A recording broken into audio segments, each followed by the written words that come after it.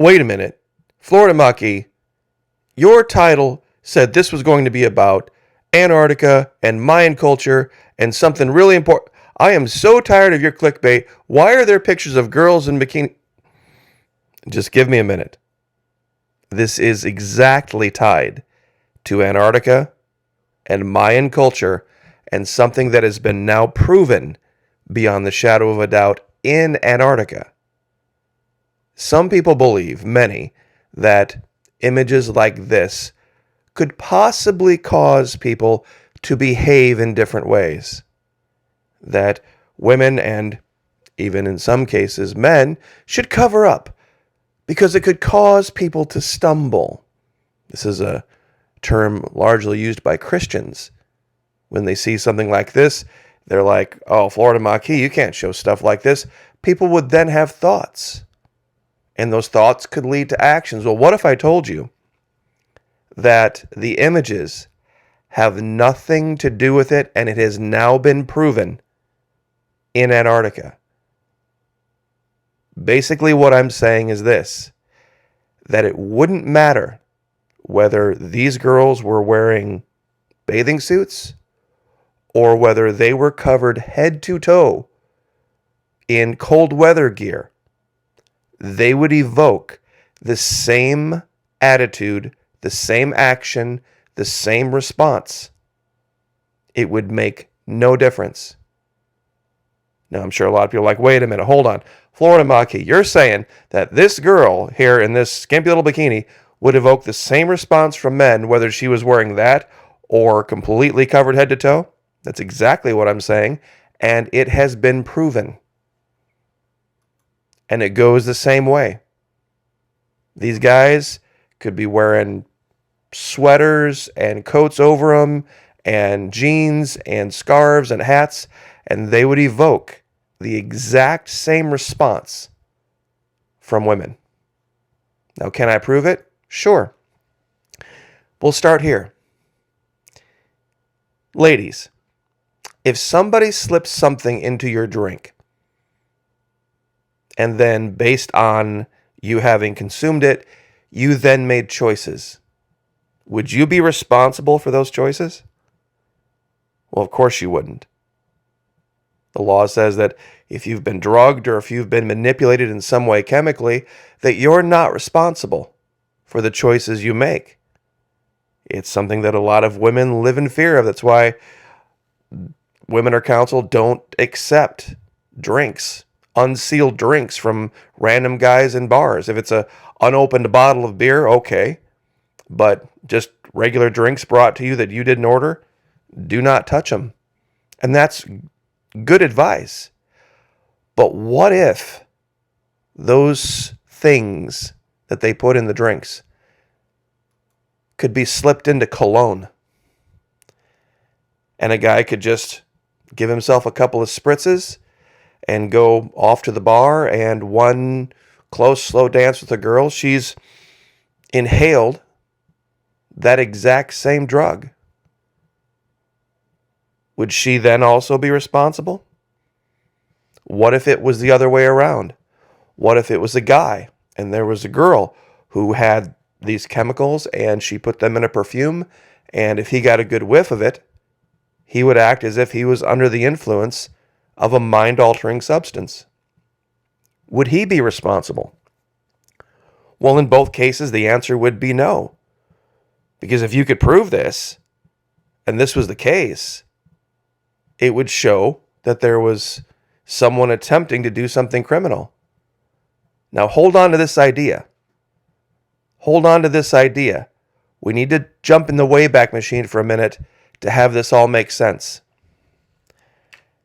Ancient Mayan cities are heavily contaminated, with mercury.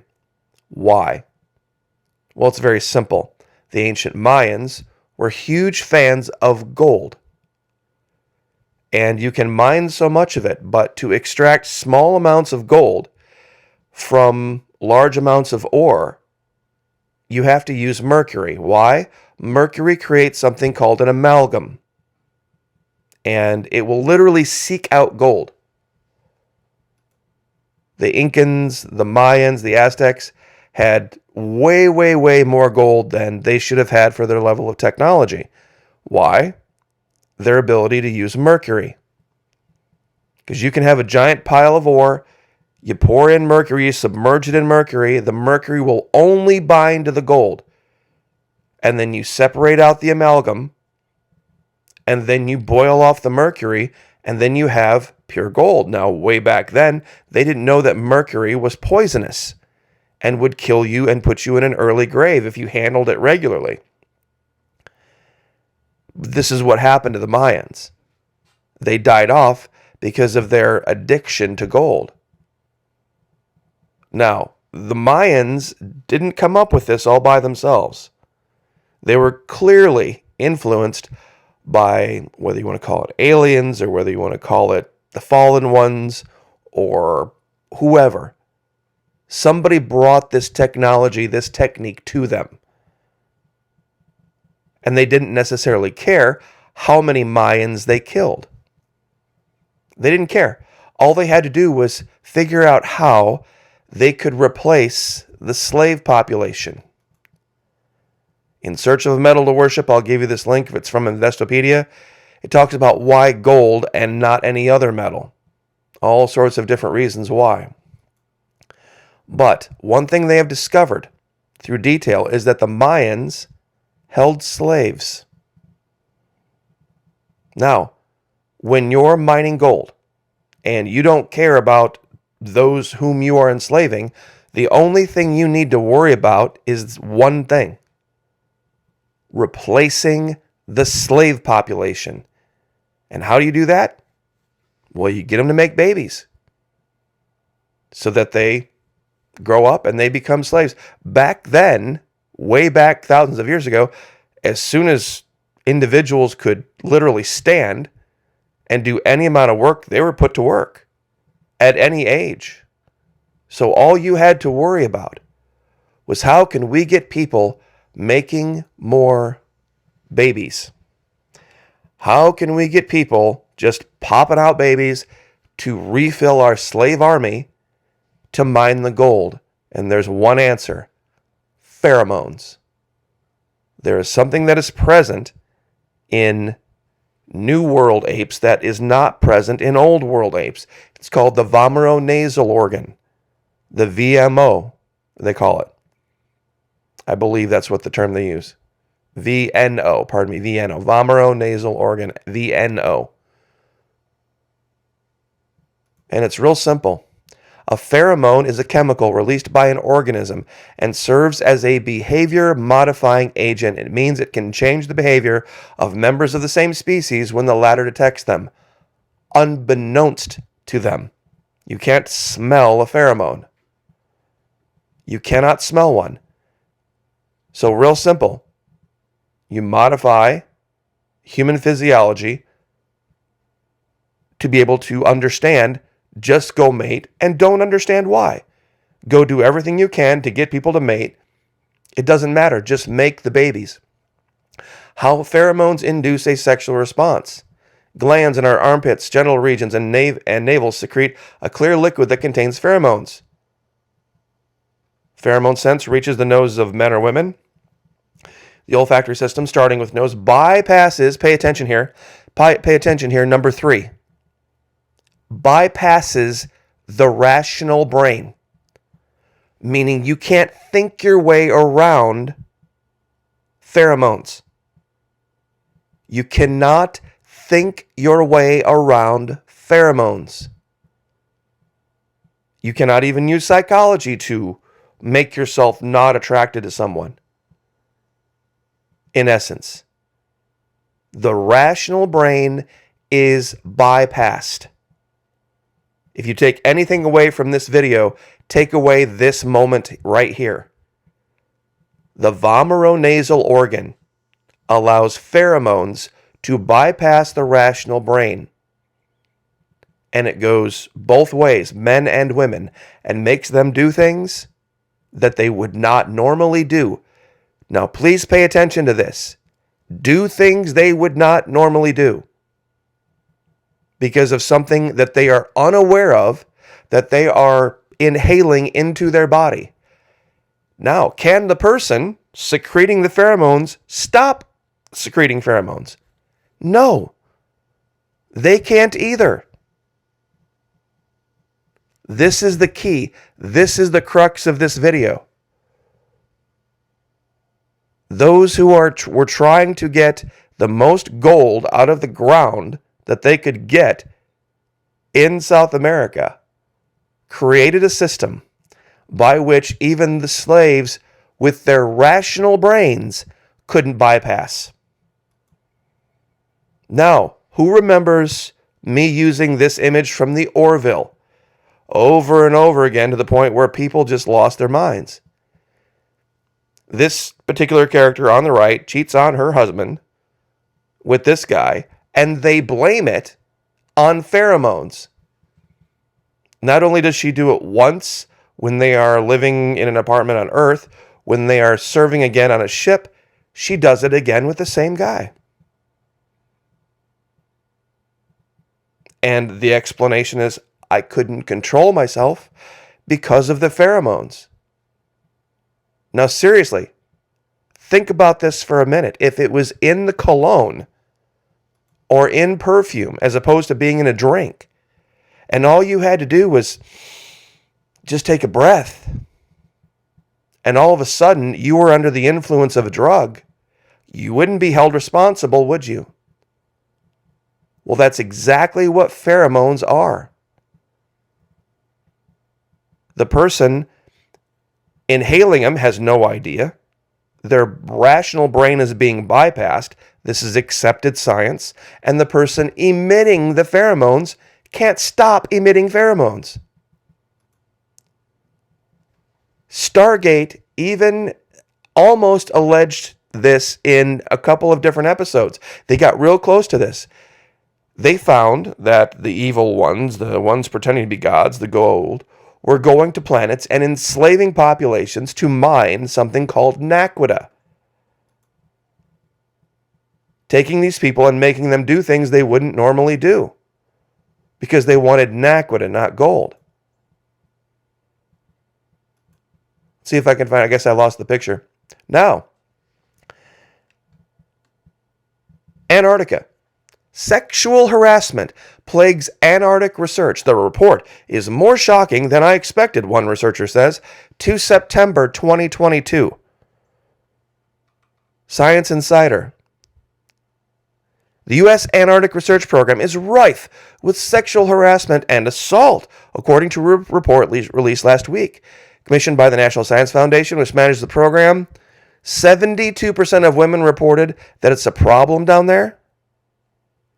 72% of the women who are stationed in a place where you are covered, literally head to toe, in multiple layers of clothing just for survival purposes, are reporting rampant sexual harassment.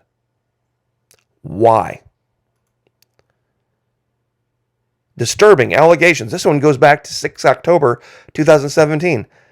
In Antarctica, leveled at noted scientists. Here they're trying to pick on one particular guy, Boston University. But look at today. Predatory, widespread sexual harassment on Australia's Antarctic research bases. Why in the world? How in the world could women who are going down there wearing boots and multiple layers of pants, multiple layers of clothes, hoods, hats, all this, where you literally don't see other than possibly their faces uncovered, why in the world would that evoke such a response that it would be called predatory? Out of control. Multiple articles over the last few years. How could this possibly be? Even on a sunny day like this, what they're showing. This is a sunny day in Antarctica. Look what they're wearing. You couldn't tell the guy, you can see a beard on this guy right here. But you couldn't honestly tell if this or this was a man or a woman. The other two characters. You couldn't tell.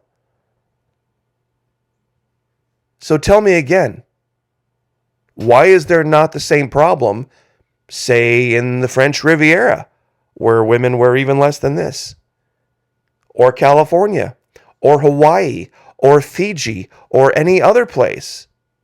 We don't see this problem, but we hear about it now in Antarctica. You see, this is proof. This is smoking gun proof that there are things that are going on with us, human beings, that are far beyond our control. They cannot be helped. If you think you're secreting pheromones you don't want to secrete, nothing you can do about it. If you think you're being manipulated by the pheromones around you, well, I suppose you could probably isolate yourself and say, I don't want to be around anybody ever because I might this, that, or the other. But please explain for me how this can be.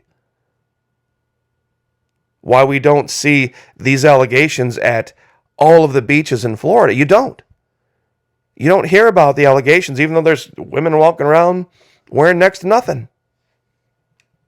All over beaches in Florida all the time. Other than maybe the Southwest right now because of the hurricane. But why?